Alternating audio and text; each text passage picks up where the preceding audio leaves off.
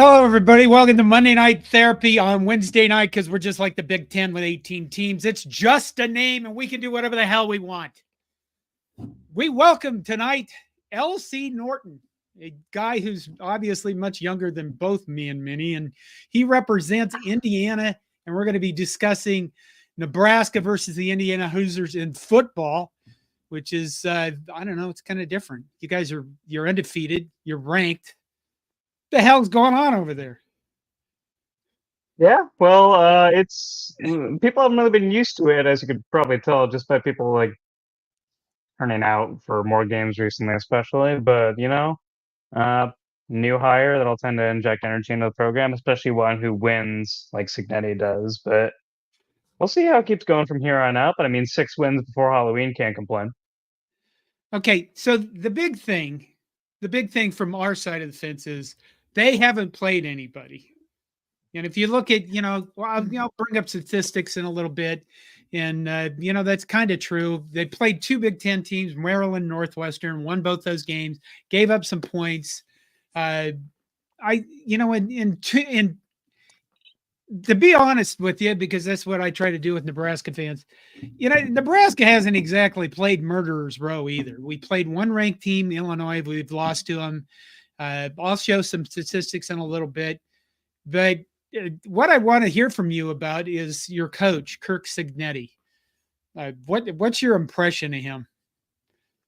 So when he first arrived on the scene, sorry, I have a cat running around. When he first arrived in Bloomington, what really caught everyone's eye was obviously the quotes in the media. He showed up on that taping right before the Big Ten championship game and very notably declared, "Yeah, I thought I'd show up for this set because we're going to be playing this game next year. It remains to be seen if that ends up happening." But yeah, it was a lot of bluster, and everyone's like, when you hear that from an Indiana coach, you really don't expect that. I mean, it's Right. Indiana. I mean, it's what it is. But uh, you know, uh, so far he's delivered on that through 6 games. It's like Indiana's not really just winning these games; like they're slamming the door in the fourth quarter. They're just winning by multiple scores and not really leaving any doubt at the end of it. But yeah, what there's a few things that stick out to me about him between the quotes in the media, but really just what has really impressed me about his work as a coach is just the sheer intelligence he's had with just personnel moves. Like the roster makes sense. Like the guys he's hired and brought in, they all make sense. It's just really well put together roster, really well put together staff. You know, I guess my impression was of him initially was, my God, they hired an arrogant prick.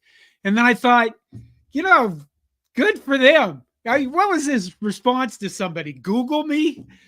I won a lot. Google me. And I thought, Yep. wow, this guy, because not everybody has to be plain Jane Milquetoast. Not everybody needs to be PJ Fleck. Not everybody needs to be a pastor's son like Matt Rule. I love the personality.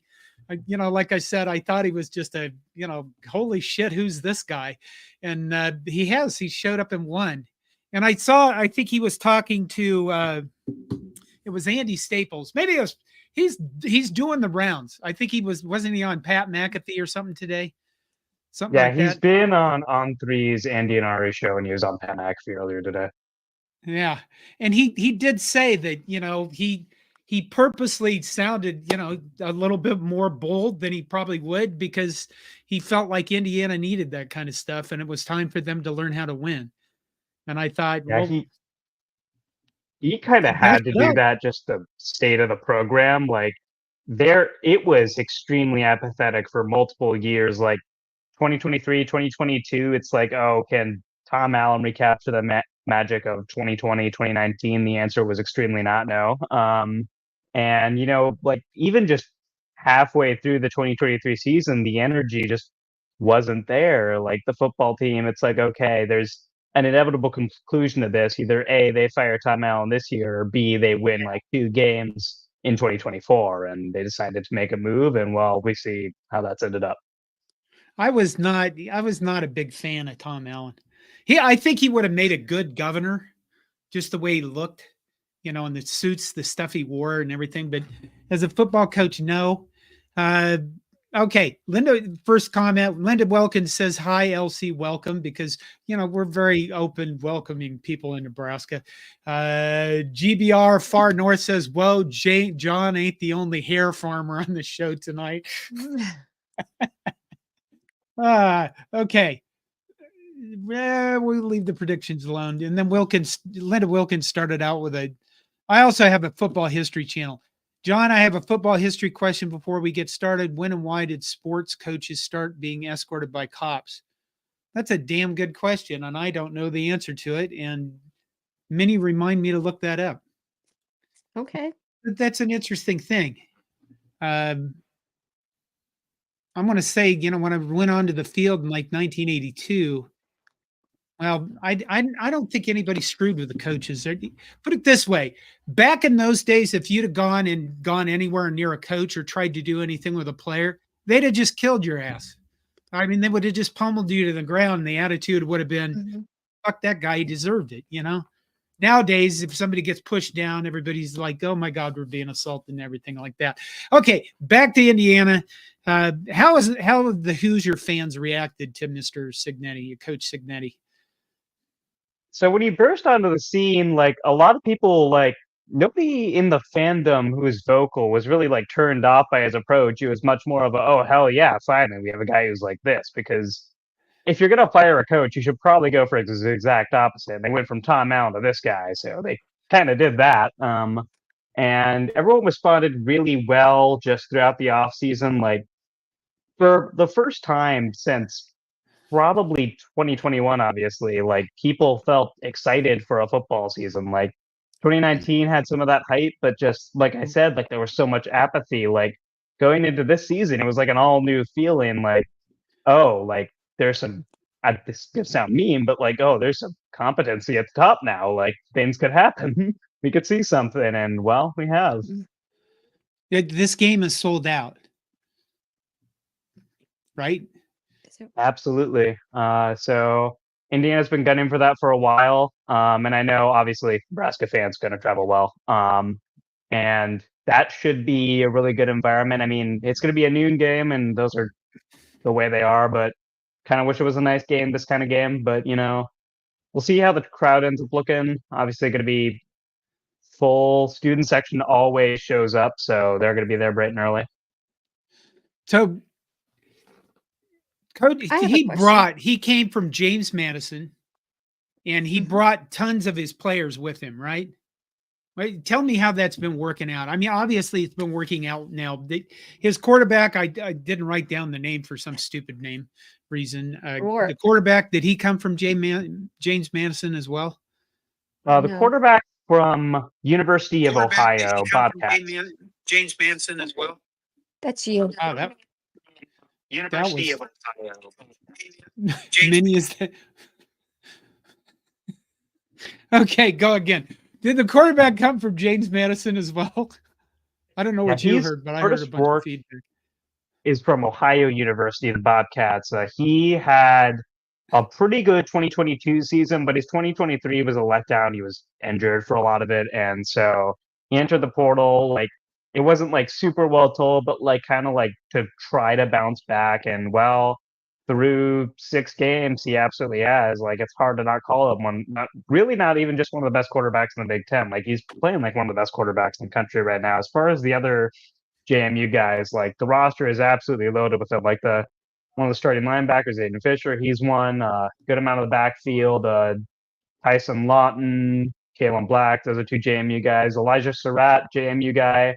And so a lot of like the big playmakers for the team are former JMU players. And they've really stepped up at the Big Ten level. I know it was like to some like a point of mockery, and to others like, oh, we'll wait and see what happens. But it's like, oh, can a team full of G5 players compete at the Big Ten level? And I mean, they're 6-0, so. Yeah, I don't think that's hard to disagree with. Here's the thing that bugs me about they haven't played anybody is I think I saw something on Twitter this week that like 78% of the teams out there, their schedules, almost everybody's schedule is going to get harder going forward. And everybody's pretty much played their patsies, which, there's been some big games here and there. USC's obviously struggled in the Big Ten. You know, Ohio State's loss against Oregon to a fellow conference mate, but you know, this is going to be setting up for an incredible October finish to October, and then November is going to be more insane than it ever is. Okay, let's take a couple of these. Scott Wessenman says the refs should have the National Guard escorting them off the field with the atrocities and the officiating. Yeah, it's probably going to get close to that at some point. Okay, Aaron Keene asked this question. We probably have to cover this. I don't think anybody knows, but Aaron Keene says, I'd love a definitive explanation of where the moniker Hoosier comes from. Do you know?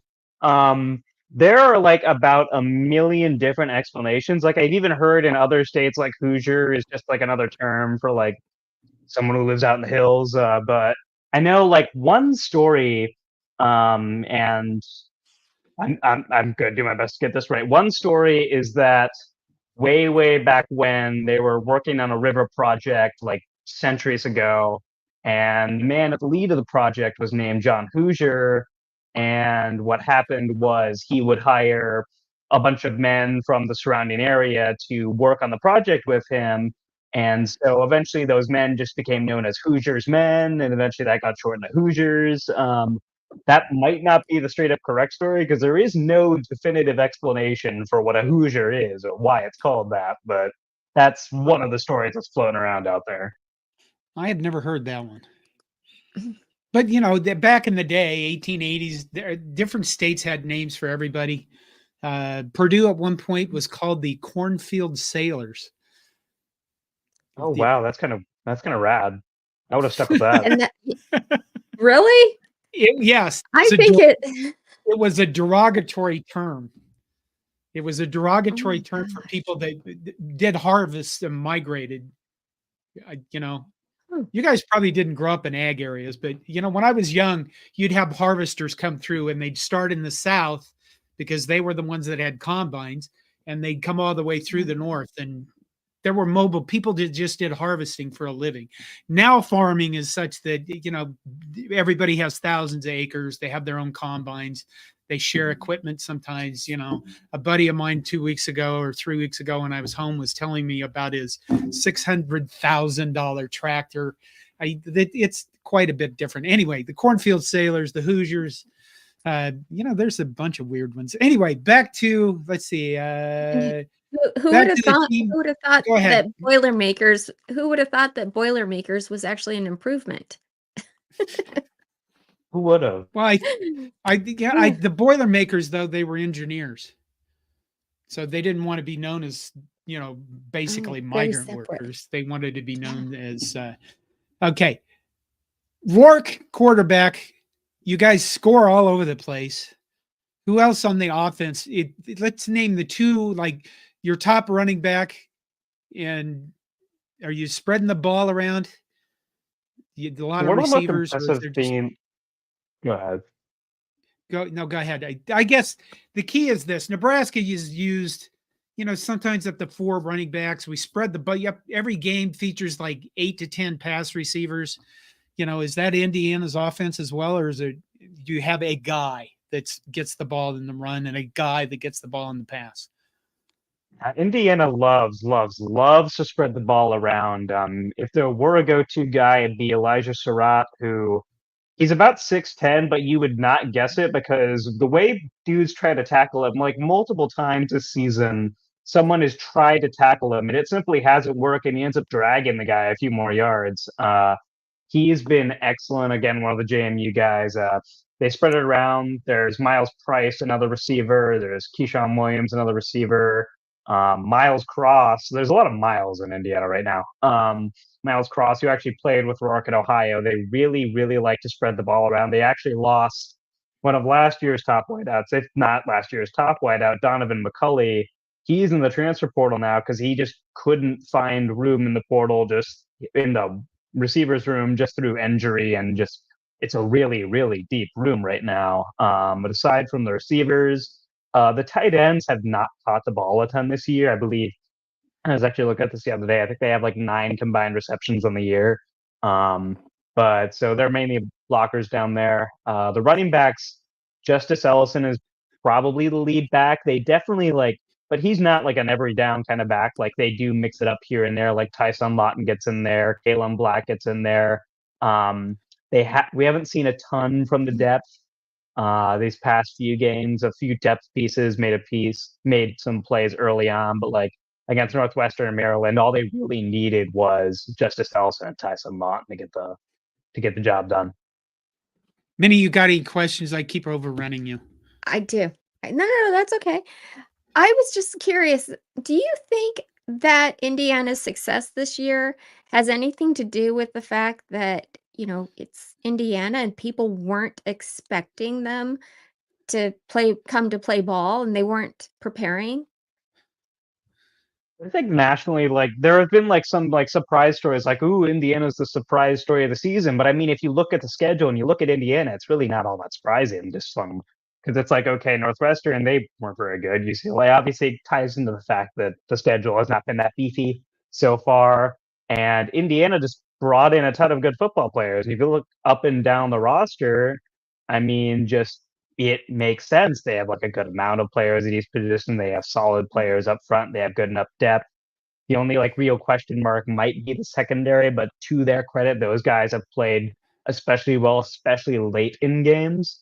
But I mean, I don't think UCLA as a fandom was necessarily expecting Indiana to go to the Rose Bowl and kick their ass like that. They did. Troy Aikman sure wasn't.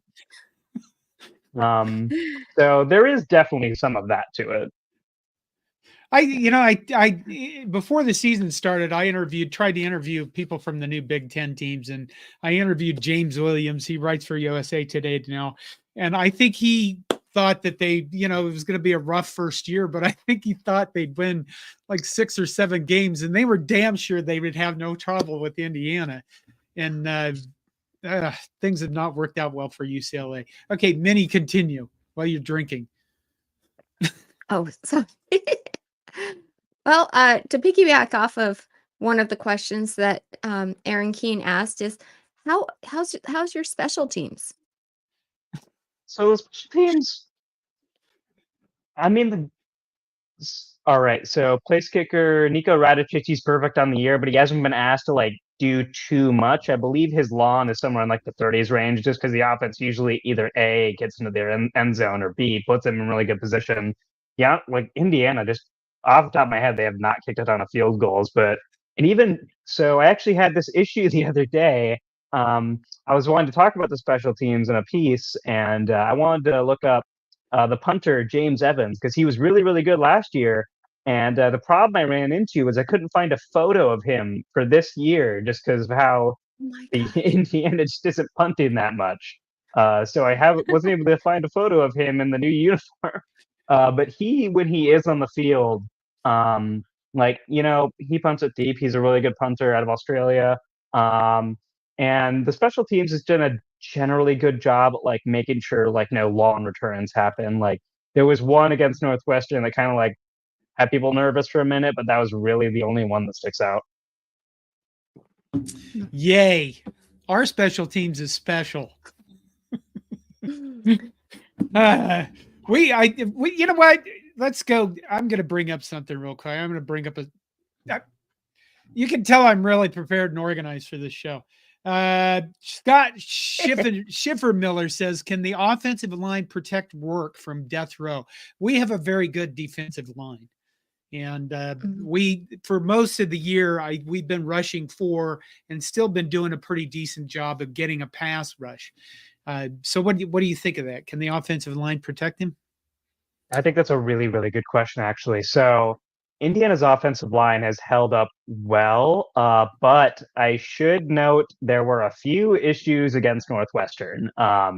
Indiana had some trouble with Northwestern's defensive line that I made note of.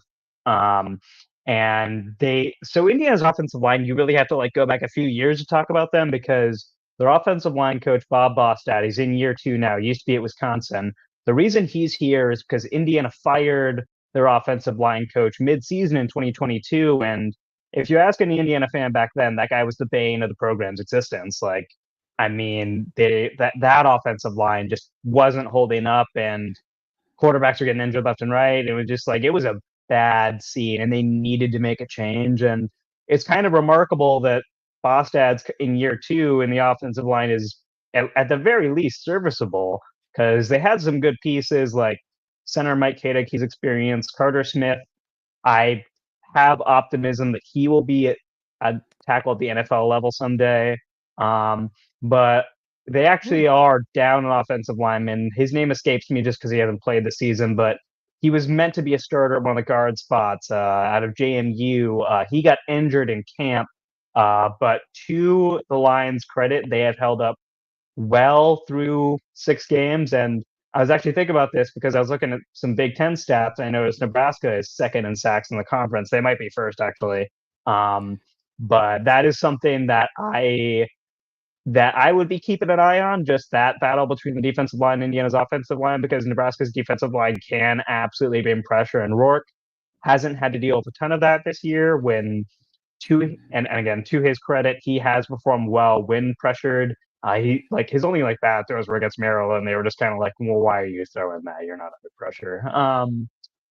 But yeah, that is something to watch. I'll say that. I think Rourke is smart and experienced enough to know how to handle pressure. He won't be flustered or anything, but that's a really good point. Like, that defensive line is going to cause some trouble.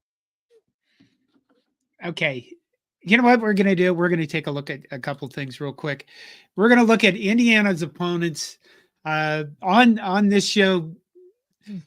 What I pointed out in the past to people, that there's really 2 statistics that matter more than any other, obviously more than any other stats.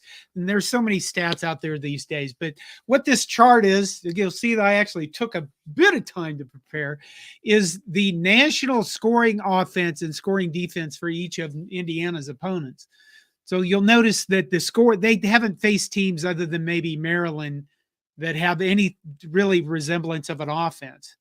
And on scoring defense, Northwestern is probably 27th in scoring defense. And that's probably because Northwestern drags everybody into rock fights and slows the game way down. And therefore, people just don't have the opportunity to score as much against them.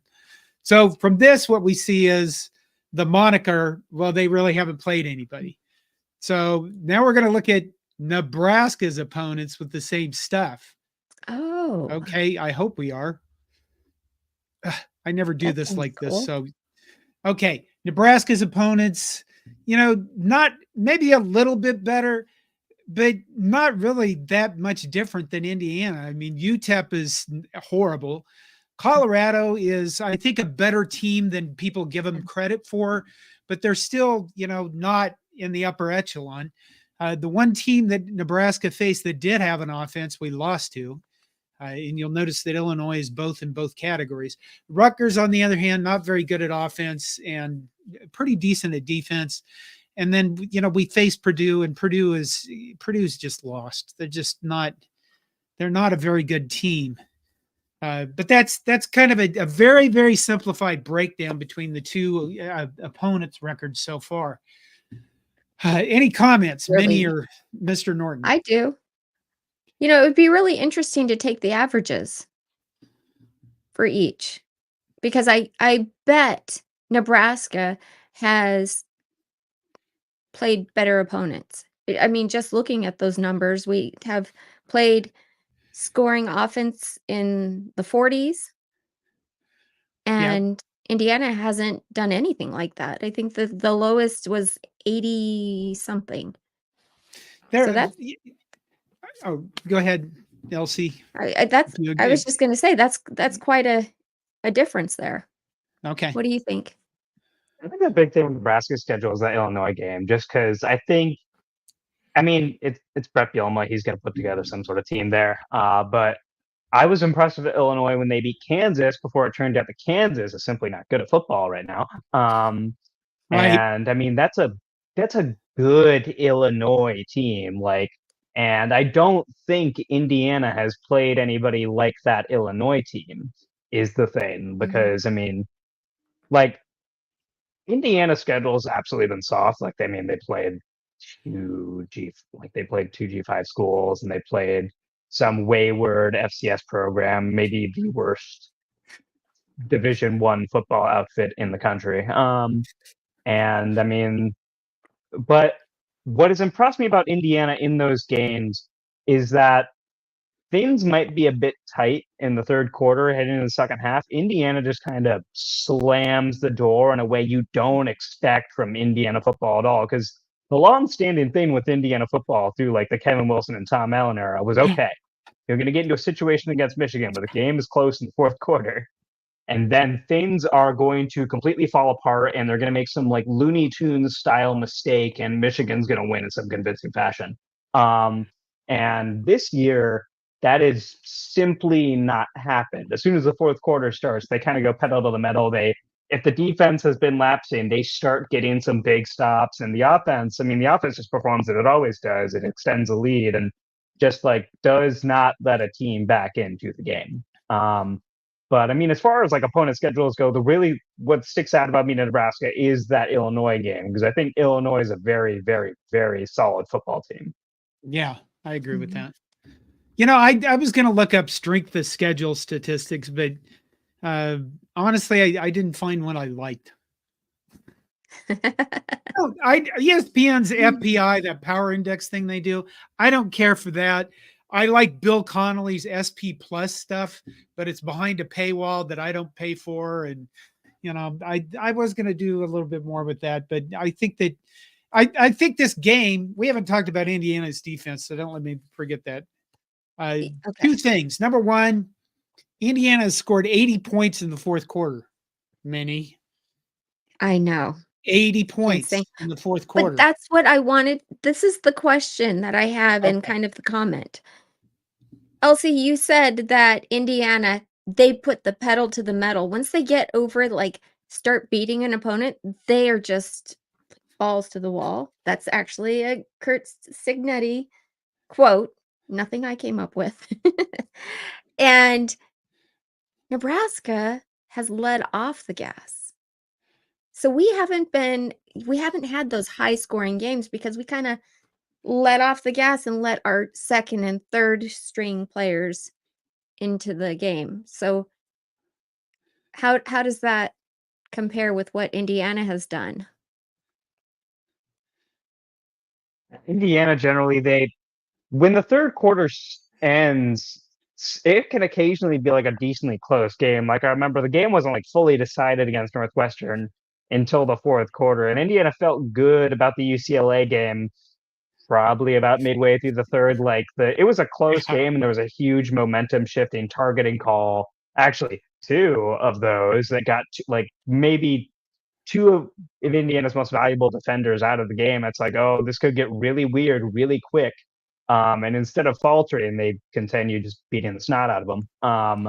But like Indiana, like when the time is called for it, it has let that second string into the game. Like against Charlotte, that happened. They put in second string quarterback Taven Jackson, and he simply tried to complete a 20-yard pass every single down. And obviously against Western Illinois, they were just like, oh, does anybody want to get a snap in at quarterback here in the fourth quarter? But yeah, it's been less like, oh, let's like show these teams who boss, and more to the effect like, okay, there is still room for them to come back. We extremely don't want that to happen. Okay.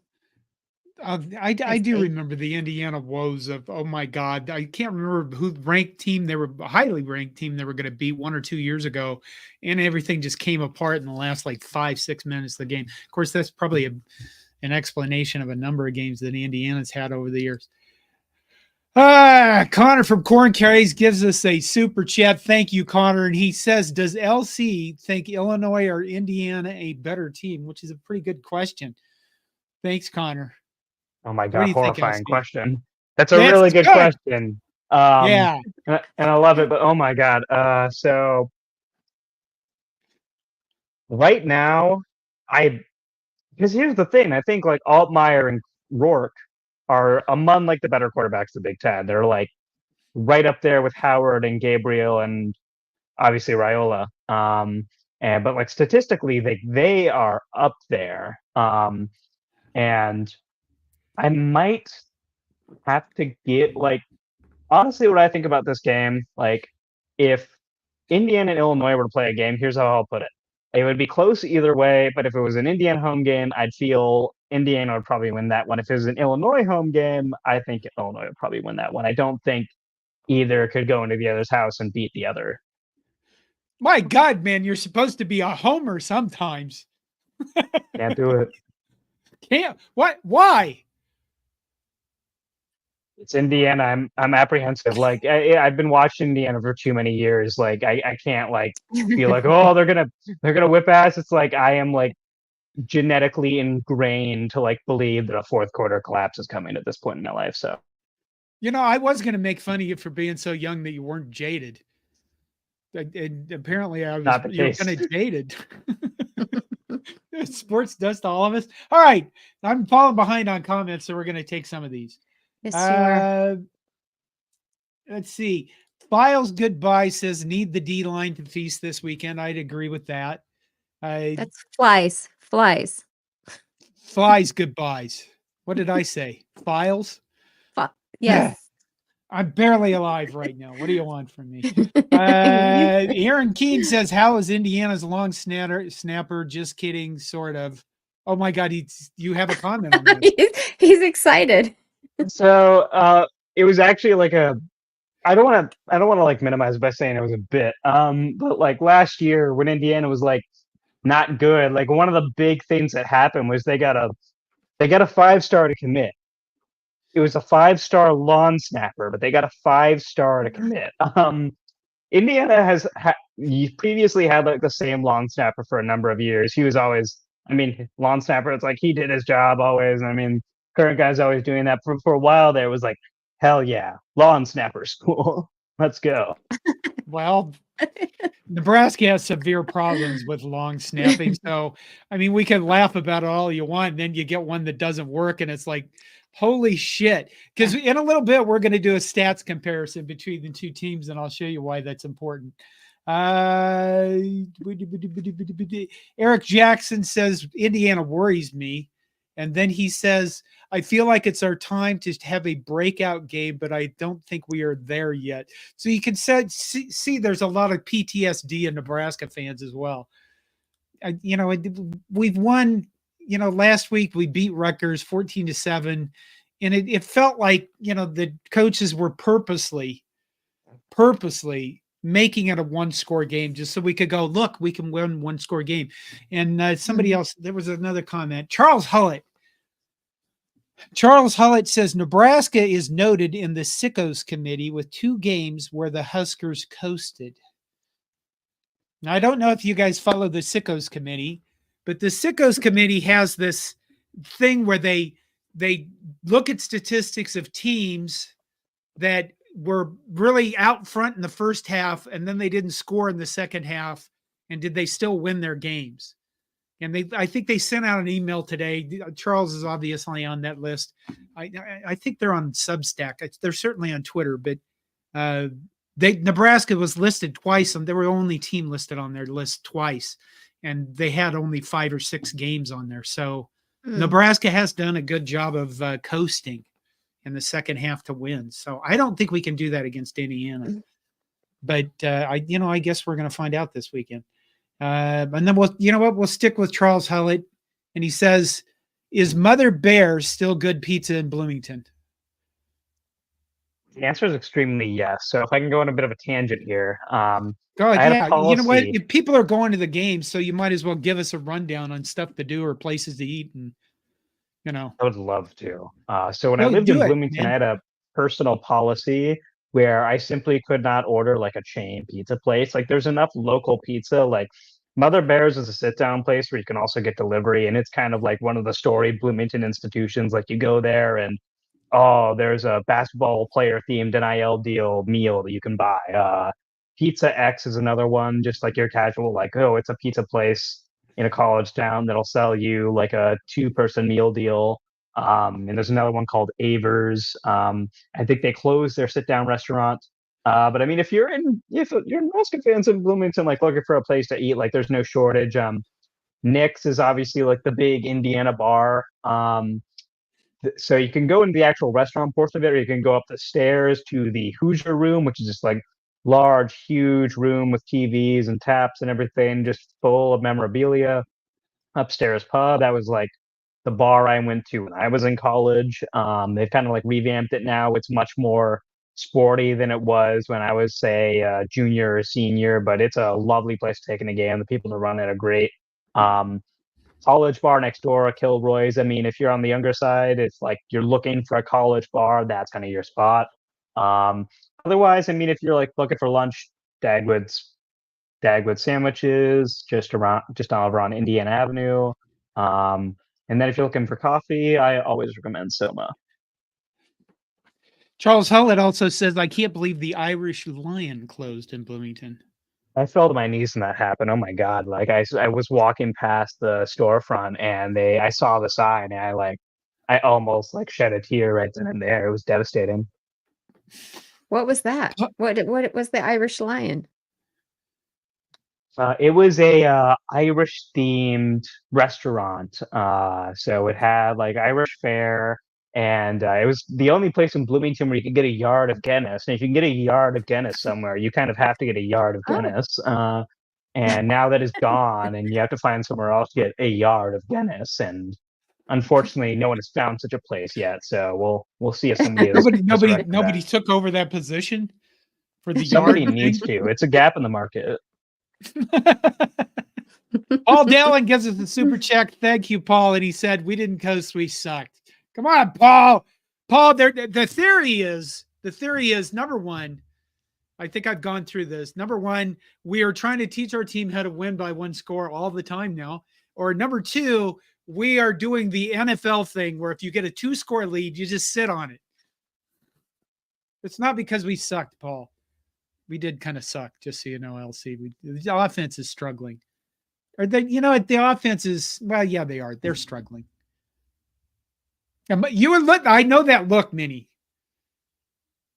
If I say anything nasty, anything negative about Dylan, she becomes unhinged because she stalked him. Just so you're aware of that. It's true. Okay. It's true. Aaron Keene discussing pizza in Bloomington. You just got Uber Midwestern in a hurry.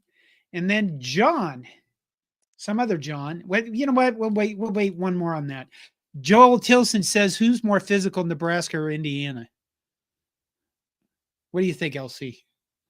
So, I mean, it's a tagline, but Indiana like bills itself as like fast, physical, relentless. And I mean, the defensive line definitely does try to the defensive line second level, they do try to punch you in the mouth. But I mean, that's a good question. Like, I've only watched a bit of Nebraska here and there, but just based on the defensive line, I really wouldn't give either team an advantage that in this instance, because I think Indiana's defensive line has done a good enough job in its own right and just a second level as well.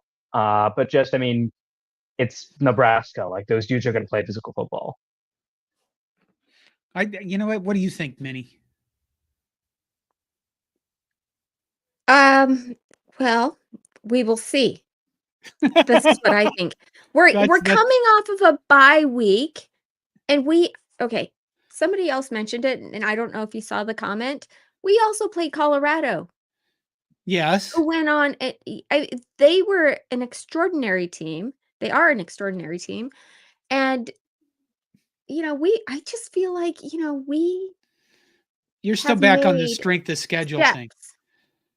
No, I'm just saying I think we've made bigger strides in improving our team week after week. And I think especially because we had a bye week, we're going to come back even stronger.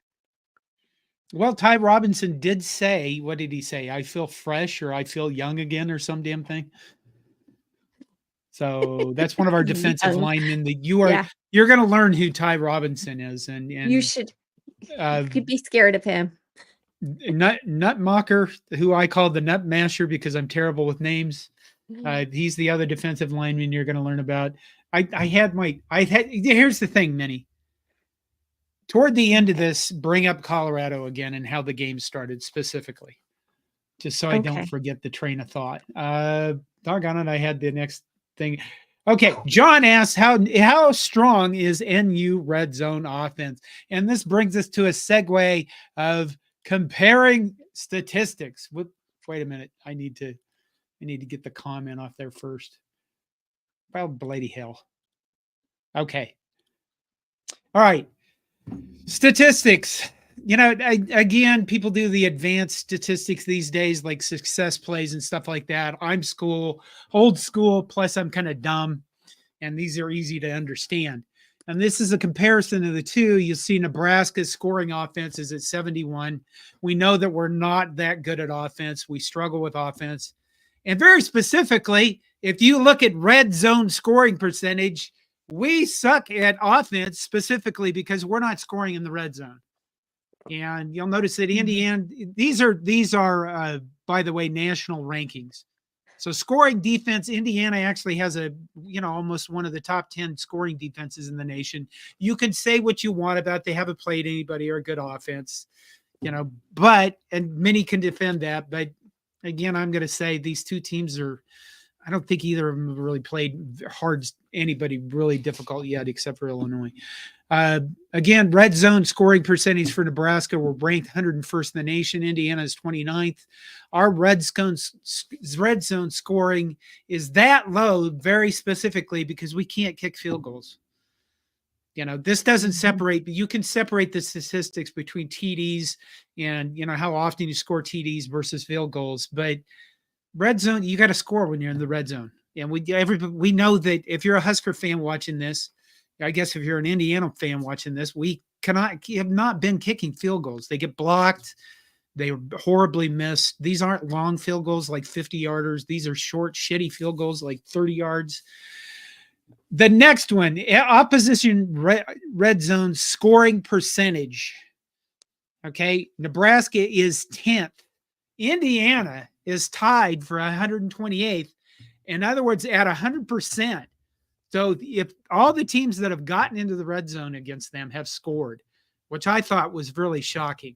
Now, having said that, there has only been 11 opportunities in which their opponents have gotten into the red zone. The next one, turnover margin.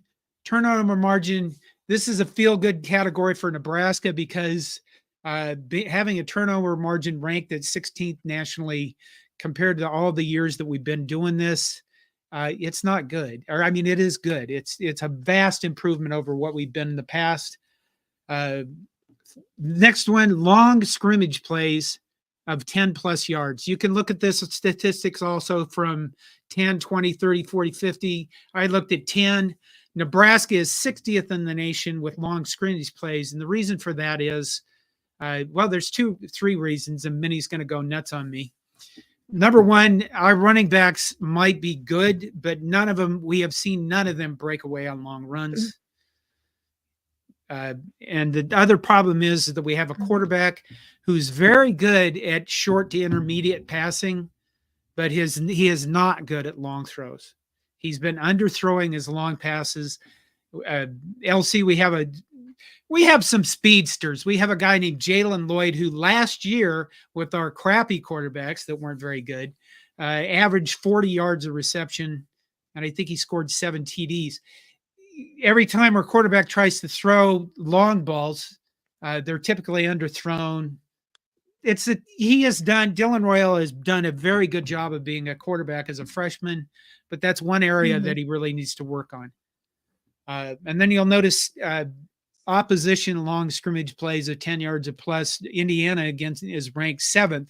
And I guess I want to ask about that. You're built to not give up long plays, or is it just because the offenses you played have been good, or what do you think that is? Let me ask this a different way.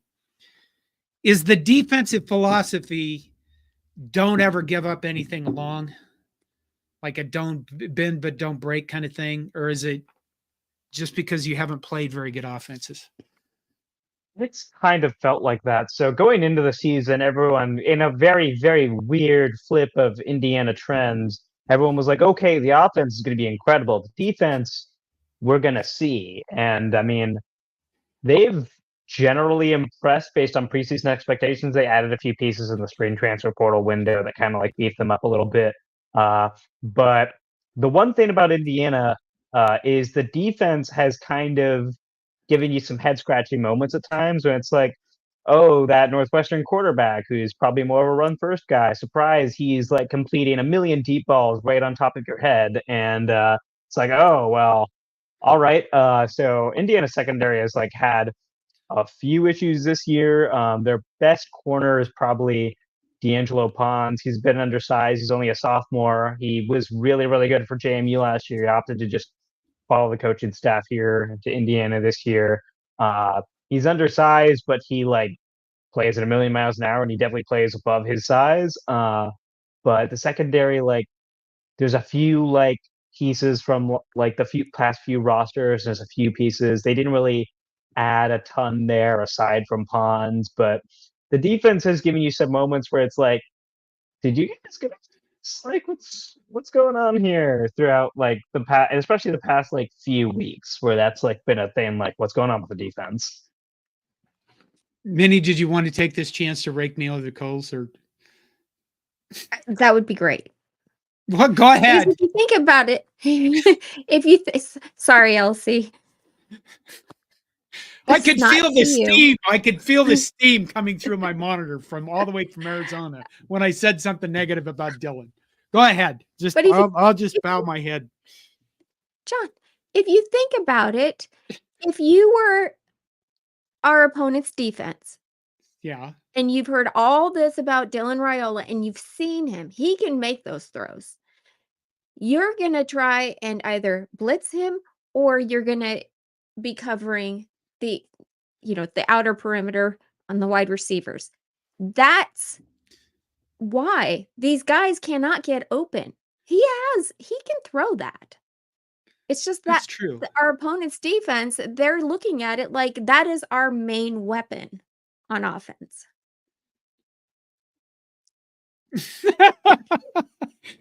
She has a point, Elsie. Our receivers, I think we have a good receiving core, but they have not done the best job of route running and getting separation with the defense. So, okay. Back to some more comments on what we just went through. Caleb Ward said both Johnsons have had some long runs. They have had some long runs, but again, we're ranked 60th in explosive plays. So not enough of them, and given what we have on offense in terms of talent, I would think that we would see more of that. John says we don't play red zone D too much. Teams don't get there much. At this point, LC, Nebraska is the only team in the nation, I think, that is yet to give up a rushing touchdown, which is, even if you haven't played very good teams, that's still pretty impressive. Vince Watson says John has gone to the dark side. He seems to be following a script. I did actually write some things down this time because I am a little under the weather. So, I wanted to actually be prepared for some of the things I'm doing here. And plus, it's don't we do a better show when I'm at least a little bit, on kilter instead of off? What is that? Okay. You're definitely this is Luzero says here's one. LC, you can give some feedback on this. Why did Dion get crap for overhauling Colorado, but Indiana coach doesn't? I'll leave that up to you. Question. What do you think? I think one of the interesting differences there is, I don't think Dion deserved any crap for what he did. He inherited a bad roster and was like, I want a good roster. And I think that's a reasonable want for a football coach. He got, because like the way it played out, like there were stories of like, guys like coming into the office, stuff like that, like just reporting from The Athletic. I don't think he did anything wrong there, but like one of the things that happened with Indiana is a lot of the guys who entered the portal did so before Cignetti even arrived. The thing that happened actually was he met with a few of the guys in the portal, and some of them probably wanted to come back. And I think he even said like, "Oh, some of these guys want to come back. I didn't want them back." so I did not take them back. So really the issue for Cignetti was like, okay, well, if this guy's already in the portal and I could probably go get a better guy from the portal, why would I have this guy back? And a lot of Cignetti's guys were just like brought over from JMU, as opposed to like, it's a bit easier of a jump from like JMU to Indiana than it is probably just FCS Jackson State to Colorado, unless your name is Travis Hunter or Shadur Right. Sanders. So that leads into another thing: the nil NIL in the portal. Indiana's a basketball school. Let's face it, right? Hoosiers. That you have a movie, for God's sake. Is the NIL set up where you guys are going to be able to compete with the rest of the Big Ten? Do you think? I guess that this is a two-part. That part is the NIL set up to compete, but also bringing all these players in the first year. I mean, is this Tom Allen had one really good year? Is this something that you think Cignetti can sustain over time, or even build on? So where Indiana is actually competing, kind of like Nebraska basketball does. We kind of look at it and go, if we're in the top half of the Big Ten, we're toots cahoots, or whatever that phrase is. Well, Nebraska beat Indiana 3 times in men's basketball last year, so yes, they did. Rain check for the basketball school thing. So just from what I know about Indiana's NIL setup, they are set up pretty well for themselves, and very honestly could probably be punching above their weight. A lot of the schools you might consider to be their equal, like football program wise, Indiana, there's a decent chance Indiana might have a more robust NIL operation than those guys. And I think one of the things, because obviously NIL came into being when Tom Allen was still the coach, and eventually took the form of, this athlete's sharing a GoPuff code, to, this athlete's agreeing on X amount of money out of the transfer portal. And I think under Tom Allen, the people who are ponying up that dough for NIL were maybe a bit apprehensive to do so for a coach who couldn't win more than 4 games, which is why one of the things that Indiana did when Cignetti was hired is it went on this big NIL campaign blitz for this first roster to make sure there was enough dough available to land those types of players, keep the types of players they wanted. And they were like, okay, a new coach is naturally going to bring a rush of energy into the program. Let's make sure that carries over to NIL. And just from what I know, yeah, it's in a good spot. Minnie, getting. Well, yeah, might as well show this, because John says I use NIL was 2 million last year and 6 million this year, and talk of 10 million next year. Does that sound about right? I honestly don't know exact figures, but it wouldn't surprise me. Wow. It's pretty good. All this stuff is amazing, isn't it? Holy shit. Caleb Ward a little while ago asked, what is Indiana's greatest strength and what is their biggest weakness? Perfect question. Sorry. So as far as its greatest strength, obviously the offense and Rourke.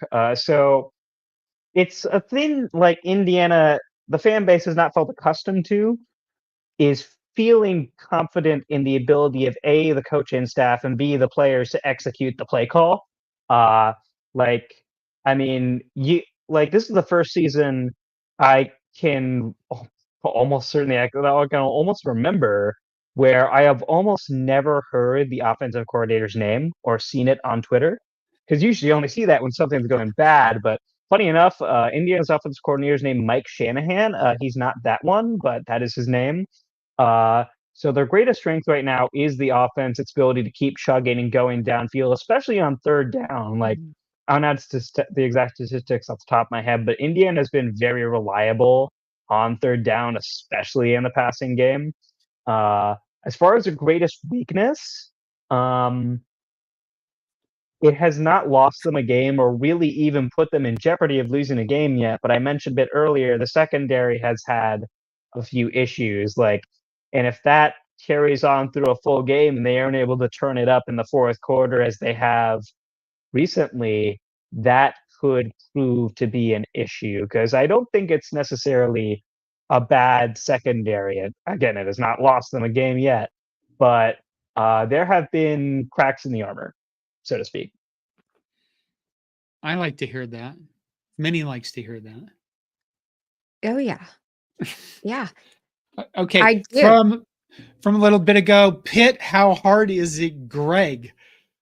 Says our lads have statistically, PFF, that's a ranking service for players, improved every week. I'm optimistic. Maybe we'll peak at exactly the right moment.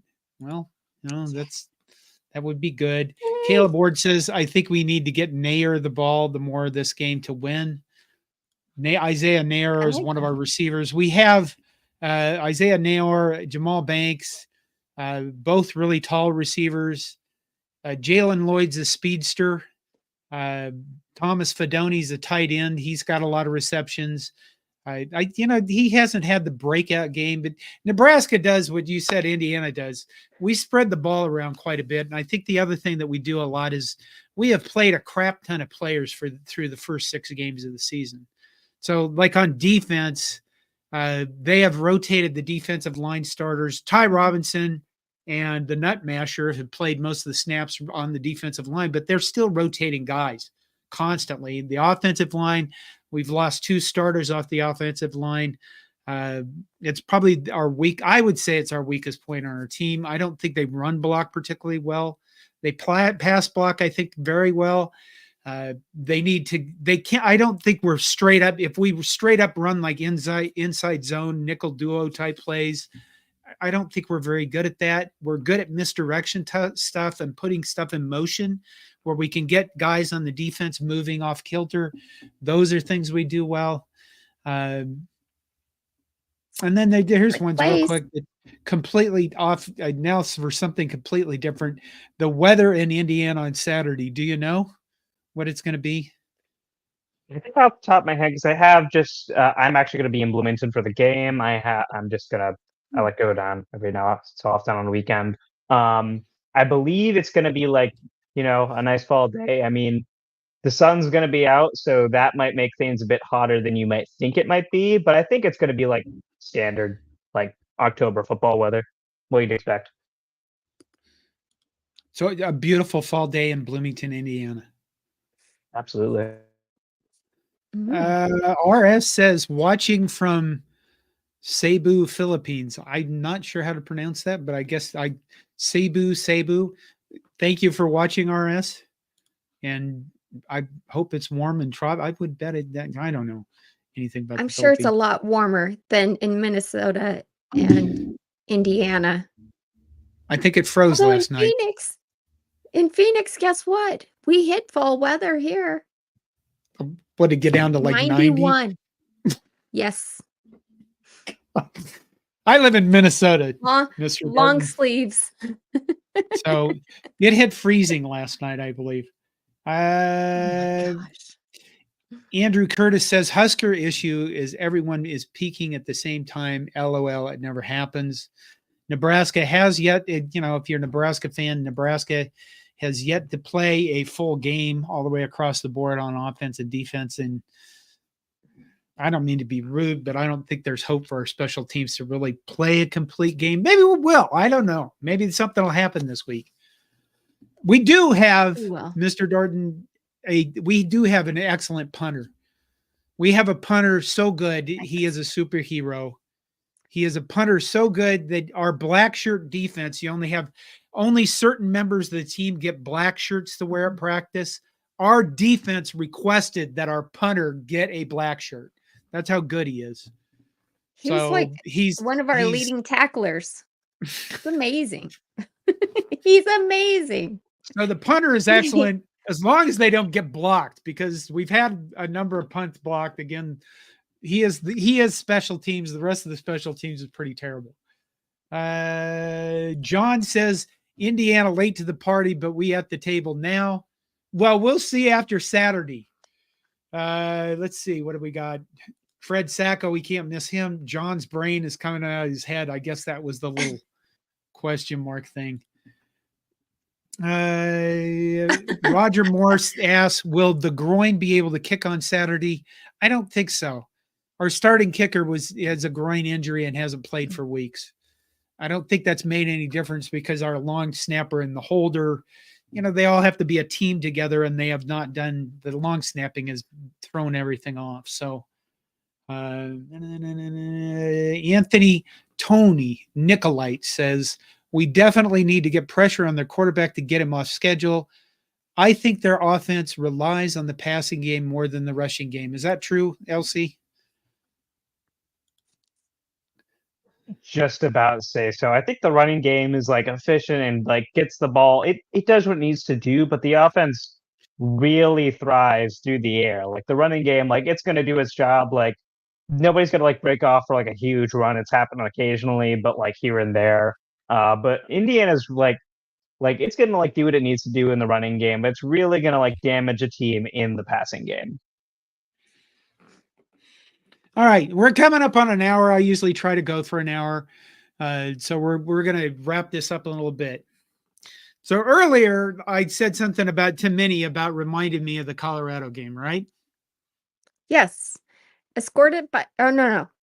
That was another thing you reminded me. Colorado and how the game started. How did the game start? Oh, fast. We scored. We broke arms. It was awesome. So in the first series of the game, Colorado gets the ball. They're doing that Colorado thing for like they're taunting the crowd and waving us on. And we came out and immediately punched them in the mouth and just beat the shit out of them immediately. And I do post game reactions, LC, and a lot of people watch them. But I think the first thing that happened was, the biggest thing that happened was this. Against Colorado, after the first 3 plays of the game, it was obvious there was no way Colorado was ever going to win that game. There was no chance for them, and we just pummeled them into the ground immediately. And they literally just like the rest of the game, they acted like they didn't want to be there. Was it Shiloh Sanders that got his arm broke? Yeah, one of our running backs. We have a Dante Dowdell who, instead of wanting to go around people, which I wish he would, constantly wants to just mash into people, and he ran straight into Shiloh Sanders and broke his arm. And I'm saying all this because I think it's really important that we start the same way against Indiana. Whether we're on offense or defense, I think the beginning of this game for both of these teams is going to be very important about it. Now, LC has made the points about the fourth quarter with Indiana, and that's certainly a point, but I think Nebraska for themselves, I think if we come out either on offense or defense, I hope we start on defense first. But if we can punch them in the mouth early, I think it changes the complexion of the game and in our favor, honestly. What do you think of that, LC? Yeah, Indiana's done a good job at like containing an opposing offense, especially in the first quarter. So if Nebraska's able to come out and like establish like, oh, we're going to play our brand of football and we're going to score immediately, that kind of does get Indiana on its toes, because like the closest Indiana's come to facing adversity was probably those 2 weird targeting calls against UCLA that did not end up mattering, or B, just parts of the second half against Northwestern where it's like, oh, this is a game. Like there is currently a game going on when a lot of people expected Indiana to kind of like probably have this wrapped up by now. Like this is a game. So Indiana, like if it faces adversity, I think the team is experienced enough to handle that. Like guys have seen that before at some levels, and Cignetti doesn't really get phased by anything. But if like it is important for like Indiana absolutely needs to score in its opening series. Like it needs to do something, even if it's a field goal, a touchdown. Like it needs to show it's going to play its game. And I'd say the same for Nebraska as far as, let's say Indiana's on offense to open the game. Nebraska needs to set the tone on the defensive line. If Nebraska's on offense to open the game, they need to show this Indiana secondary like, hey, this is Dylan Raiola. We have a quarterback who can really pass. All right. Caleb Ward comes in with, I was just as worried for Rutgers as this game, but we pulled that out. However, if we start this game on the road like the Purdue game, it could be a problem. Yeah, yes. The other thing is this is an 11 a.m. game. Nobody has mentioned this. Have anybody mentioned that in the comments, Minnie? No, that's a good point because that was the problem when we started at Purdue. This is an 11 a.m. The thing is, LC, I think that this is an 11 a.m. game, and our team doesn't start playing till noon. Maybe something will change this week on the road. Linda Wilkins says, we need to take the ball first and score and put them behind from the very beginning, which they have not been this year. Mhm. I don't think you guys haven't been behind at all this year. And I haven't watched Indiana football. Game. What's that? Not a second? Not a second trailing. Wow. Only 2 teams in college football who haven't trailed this year. It's Army and Indiana. Well, I have a question real quick. Okay. LC, penalties have plagued us this year. We've gotten touchdowns called back that were not, should have been touchdowns. All kinds of problems. How's the penalty situation looking in Indiana? That's a good question. So through 2 games, there were some issues with penalties. Like there was a really funny video of Cignetti reacting to a penalty in the first game against FIU. And everyone was like, oh, could this be a theme of the season? And it really hasn't been. They've mostly gotten it cleaned up. There has been the occasional dull kind of play, but I mean, not really anything above what you'd average expect from a football team. Okay. Okay. What else do we want to do, Minnie? Anything you got left? Do you have a score prediction, LC? Well, that's all. Just score predictions, John. I was going to ease into that.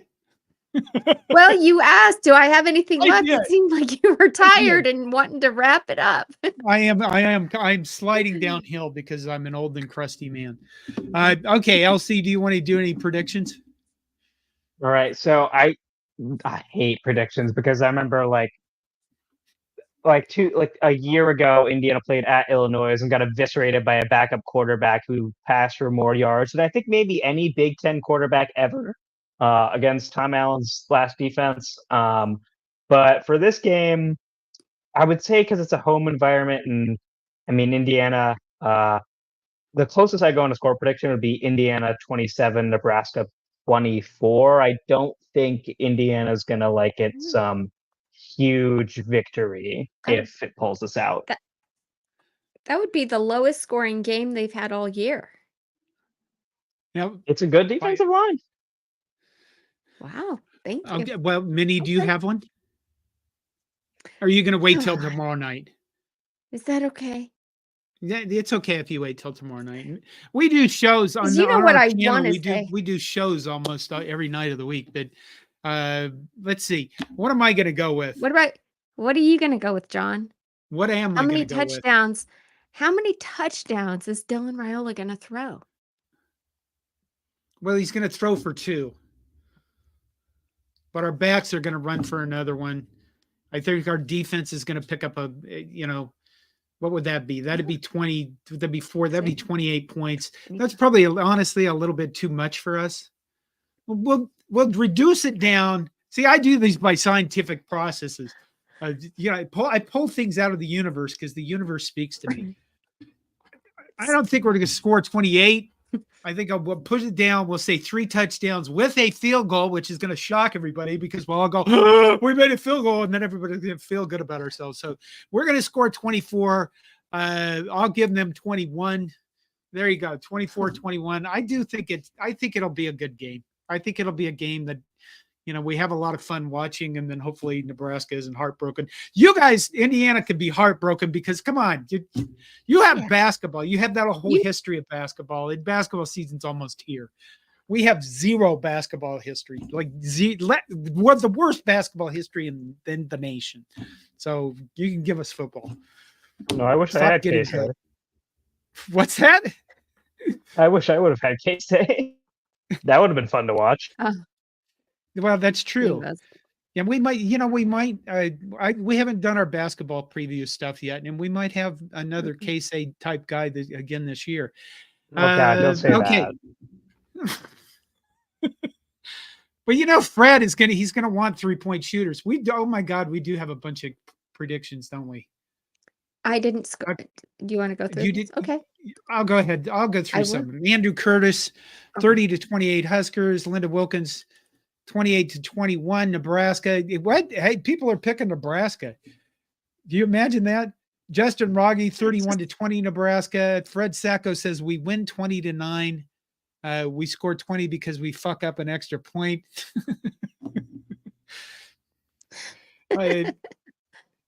This one. Pitt That's my favorite. says 7 goddamn touch TDs through the air. Mark my words. I think the nation would be shocked by that. Roger Moore says 28-21 Nebraska. Husker fan, literally a generic Husker fan. It's like generic beer. 28-24 Huskers. Okay, what the hell?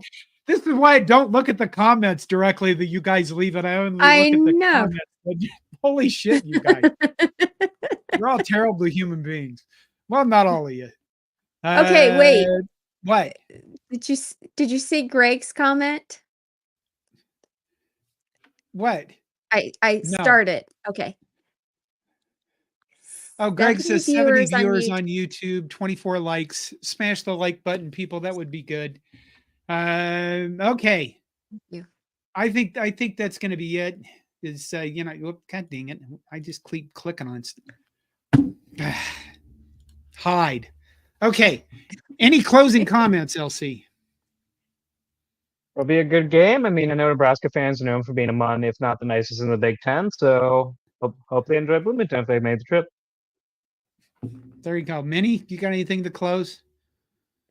Yeah, I can't wait. Kegs, eggs, and football. It would be nice if our football team wakes up before noon and actually, begins play at 10:59, something like that. All right. Thanks to LC Norton for joining us. What? Oh, anywhere to find you? On YouTube. All right, probably not on YouTube, but if you want to follow me, I'm over at by LC Norton on Twitter, X now, Twitter. And I write some on SB Nation. I've written a few national college basketball pieces. I write about the Big Ten men's basketball for the Big Ten men's basketball blog, and obviously I write about Indiana. I'm over there.